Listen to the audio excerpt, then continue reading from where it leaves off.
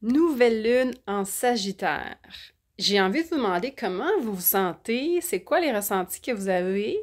Euh, Moi, je suis un petit peu confuse. Je vais vous expliquer pourquoi. C'est que normalement, une nouvelle lune en Sagittaire, c'est bon, un nouveau départ, c'est très expansif.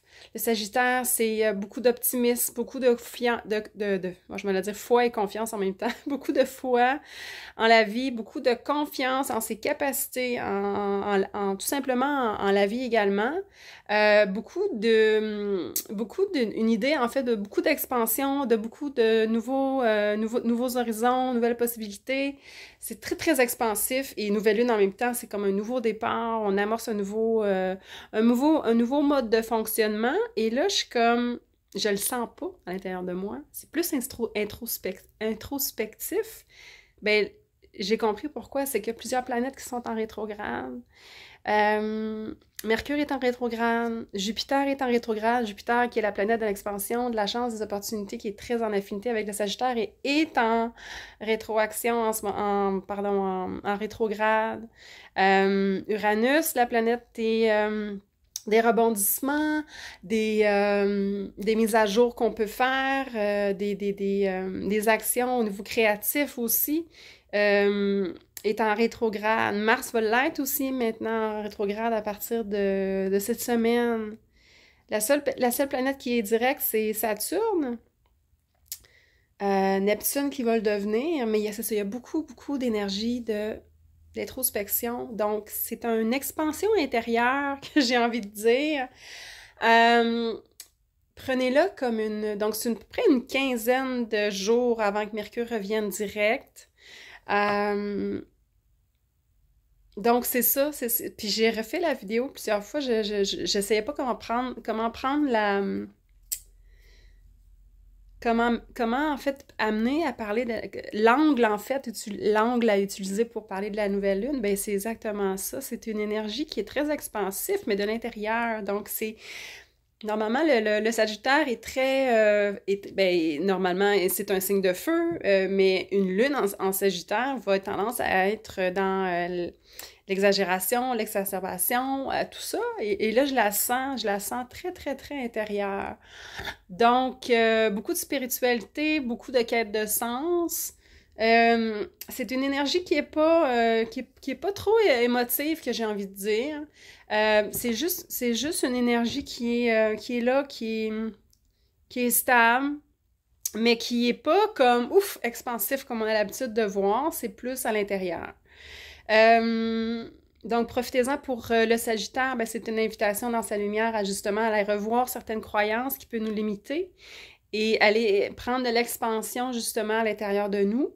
Vérifier des histoires qu'on se raconte qui sont fausses, des histoires sur les autres, des histoires sur notre passé, des histoires sur notre futur aussi, et des choses qu'on a tendance à penser que c'est totalement faux au final. Faites attention aussi à ben, l'exagération. Hein. Le Sagittaire peut être beaucoup dans l'exagération. Peut prendre beaucoup de risques. Donc, faire attention, prendre plus des risques calculés. Et faites attention à tout ce qui est exagération, donc trop donner. Euh, le temps des fêtes s'en vient, donc trop de cadeaux, trop d'achats, trop de... Donc, essayez de ne pas être trop dans le trop, mais être plutôt dans l'équilibre.